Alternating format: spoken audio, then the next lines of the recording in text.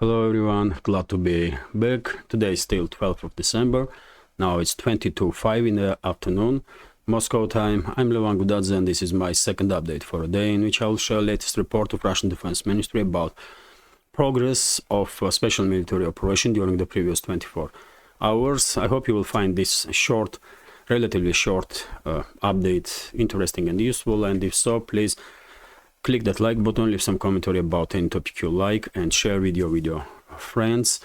It will definitely help to reach a wider audience. And if you have time and did not see first update on the channel, which is packed with news, please check that video. Also, you may find many news there, quite interesting. And well, let's begin. According to Russian Defense Ministry, during the active actions in Kupyansk direction, units of West Group of Forces of Russian Army with active support of artillery inflicted fire damage on the 57th Mechanized Brigade of Ukrainian Armed Forces close to Sinkovka settlement, which is Kharkov region. So, as I mentioned many times in previous updates, Sinkovka settlement remains as one of the most active areas of the Kupyansk direction. This settlement and forestry right next to it, and I guess at least for next several days minimum, it will stay this way. But at some point, it's obvious that Russian forces will conduct operations to establish control over the Sinkovka. It will probably happen close to time frame when Russian Defense Ministry is planning to conduct large-scale offensive operations, like maybe 3-4 weeks earlier than beginning of decisive actions from Russian side during this winter.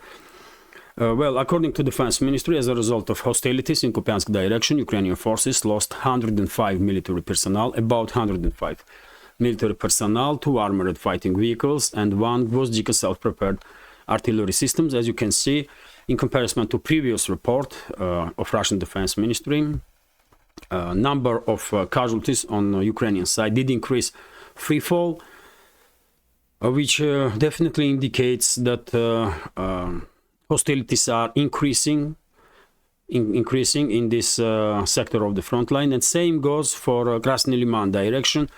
In previous update, I did mention that lately, for the last several days, activities was quite decreased in Krasny Liman direction, and my understanding was that this decrease in activity were connected with regrouping of forces, and probably that was a correct assumption, because today Russian Defense Ministry did report that in Krasny Liman direction, units of 10th Group of Forces of Russian Army with support of artillery repelled 5 local-scale counteroffensives of assault groups of 24th, 63rd and 116th Mechanized Brigades of Ukrainian Armed Forces near Kirova settlement, which is Donetsk People's Republic, and also Petrovskaya and Chervona Dibrova settlements, which is Lugansk People's Republic. And simultaneously, Russian forces were also conducting counteroffensive operations or countermeasures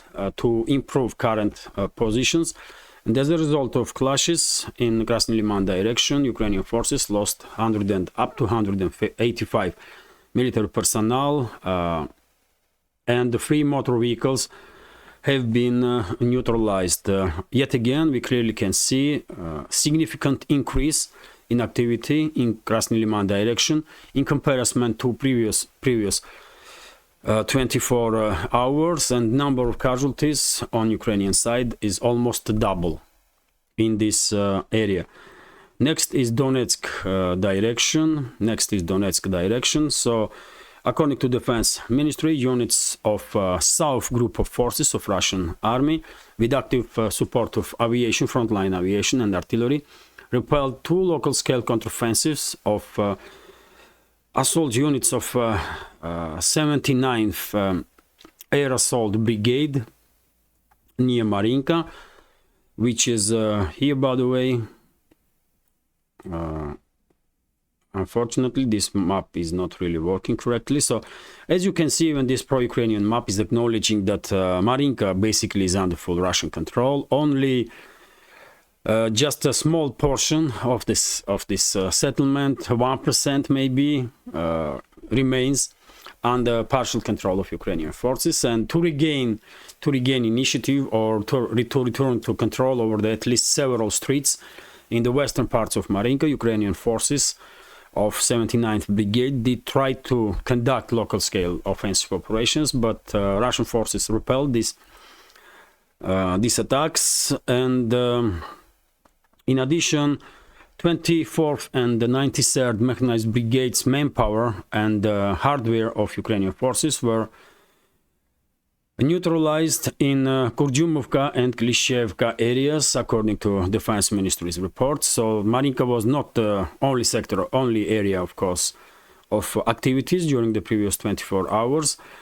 Ukrainian forces did try to conduct local-scale offensives in Kurdyumovka, Klishchevka areas. Kurdyumovka, Andreevka, Klishchevka is, I will say, still area of active hostility between the sides, but I'm quite sure it's only a matter of days, and Ukrainian forces in this area will retreat and will try to establish new defense line over the water channel that goes through this area. And same will happen in opposite of Bakhmut itself, where Russian forces improving their positions in Bogdanovka area, in Grigorievka direction, in Orekhovo-Vasilievka direction, and what is most important at this point, in direction of Ivanovskaya settlement. And I did see some reports according to which Russian forces are not just approaching Ivanovskaya, but forward units are already in this settlement in between Bakhmut and Chisov Yar. And of course, Avdiivka city is a major hotspot when it comes to Donetsk direction, where initiative is totally in Russian hands, and Russian forces are conducting successful local-scale offensive operations in the southern flank, in the northern flank. City is in operational encirclement, and Russian forces are trying to increase pressure on Ukrainian garrison of the city on daily basis from all sides possible. And there were some reports that clashes are now taking place in a residential area in the city. And well, according to Russian Defense Ministry, as a result of hostilities between the sides in Donetsk sector of the front line, Ukrainian forces lost up to 240 military personnel, killed and wounded, 2 armored personnel carriers, and 4 motor vehicles. In the course of counter-battery warfare, 2 Stab B howitzers, 2 D-20 howitzers, as well as 2 Gvozdika self-propelled artillery systems of Ukrainian armed forces also were destroyed. So, according to Russian Defense Ministry, Russian artillery men are quite successful when it comes to artillery duels between the sides, and quite effectively are neutralizing artillery units of Ukrainian army. Next is South Donetsk direction, where recently we also did see significant increase in activity in comparison to previous days. And according to Defense Ministry, units of East Group of Forces with the active support of aviation and artillery repelled 1 local-scale counteroffensive of Ukrainian armed forces and inflicted damage on manpower and hardware of 79th Air Assault Brigade near Novomikhailivka settlement, which is not far away from Marinka, dear friends. This is South Donetsk sector, this area. And this is Novomikhailivka settlement. This is the Novomikhailivka settlement. Russian forces are very close to the settlement. Forward units are basically, we can say, inside the village itself. And if you take a look on the map, this is Novomikhailivka here, and this is Marinka. So 79th Ukrainian Brigade is operating in entire this area, and some units are active in Marinka direction and some units are active in Novomikhailivka direction. But as I reported just about a couple of minutes ago, attempts from the 79th Brigade to regain initiative on Marinka direction or Novomikhailivka direction failed, and it was Russian forces that basically managed to inflict damage on the manpower and military equipment of this brigade. As a result of clashes in South Donetsk direction, Ukrainian forces lost up to 70 military personnel, 3 armored fighting vehicles, 1 Akatsiya self-prepared artillery system, as well as 2 D-20 howitzer. So quite a significant number of losses on part of Ukrainian army, if we take in account that at this point no major offensive operations are taking place on any of the sectors of the front line, maybe with the exception of Avdiivka, where Russian forces basically almost fully encircled this is Avdiivka, almost fully encircled the city is in operational encirclement, and it's only a matter of weeks at this point, and I guess Russian forces will manage to establish full control over the city before end of this month. I believe Avdiivka garrison of Ukrainian armed forces will collapse, but yet again let's see how will situation develop. And next is the Zaporizhzhia sector of the front line, usually quite a calm sector in comparison to other directions, but there was significant increase in activity during the previous 24 hours in this direction. And well, according to a report of Russian Defense Ministry, units of a Russian group of forces in Zaporizhzhia sector of the front line repelled 1 local scale counteroffensive of the 80th Air Assault Brigade of Ukrainian armed forces in Novoselovka village area, and as a result of overall clashes, artillery duels, drone strikes, and so on in Zaporizhzhia sector of the front line, Ukrainian army lost about 70 military personnel and 3 motor vehicles, almost double their casualty numbers in comparison to previous report of Russian Defense Ministry, which definitely indicates that activities little by little but increasing in Zaporizhzhia sector of the front line. Also, where still major hotspot is Orekhov bridgehead and this area between Rabotina settlement, Verbova, and Novoprokopovka. Initiative is in Russian hands, and I don't think Ukrainian armed forces have even slight chance to achieve any success on any of the sectors of the front line, and in Zaporizhzhia sector, to be more precise. And next, Kherson direction. As a result of artillery fire at the 123rd Territorial Defense Brigade units, concentrated areas near Kamishani, Kherson region, the Ukrainian forces lost up to 35 military personnel and 2 motor vehicle in course of counter-battery warfare. 2 Ukrainian D-20 howitzers and 2 Gvozdika self-prepared artillery systems were also destroyed. So as we can clearly see, the Russian side is still concentrated to inflict damage on the concentration points of Ukrainian army on the right bank of the Dnieper River. Artillery duels between the sides are quite intense, and Russian aviation is basically on daily base are conducting some airstrikes on points of concentration of Ukrainian forces, mainly of course on the left bank of the Dnieper River. On the right bank, sorry, of the Dnieper River, but when it comes to left bank, Ukrainian side has this map is definitely not working correctly, are not reacting on, and well, on the left bank, Ukrainian forces still are maintaining their small foothold in Oleshki area, right next to destroyed Antonovsky Bridge, and also right next to railway bridge, and Krinky settlement.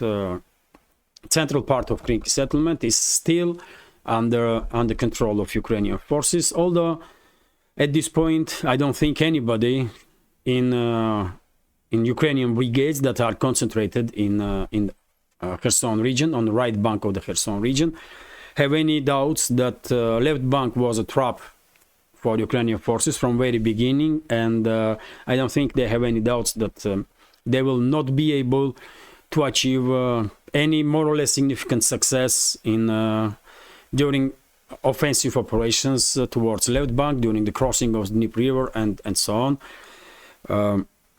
They are destined to fail, basically, and they know it. Kiev regime once again sacrificed thousands of its military personnel in Kherson direction just for a few days of media attention, to have a reason to say that Ukrainian forces did not lost initiative, did not lost chances, and just look at it. I mean, Ukrainian forces are somewhat active in Kherson direction. Just for this media attention, Kiev regime sacrificed thousands of its military personnel that was sent into Russian trap on the left bank of the Dnieper River, and also were neutralized on the right bank, because as a result of high concentration of Ukrainian forces on the right bank, of course, Russian side did began conducting missile strikes and air strikes on concentration of those Ukrainian units. But anyway, this is it when it comes to short summary of the situation on Ukrainian battlefield. As we can see, no major operations are underway at this point. Operational pause is somewhat holding all along the front line, with few exceptions. Mainly, of course, Avdiivka area, where Russian side is on daily basis increasing pressure on Ukrainian forces, and according to latest reports, forward units of Russian armed forces are inside the Avdiivka itself, in residential area, are conducting offensive operations. Well, I will end this video now. I hope you will find it interesting, and let me repeat that if you find this video interesting, please click that like button, leave some commentary about any topic you like, and share video with your friends on any of the platforms that you are active on. It will definitely help to reach wider audience. I will end video now. Have a great day and take care.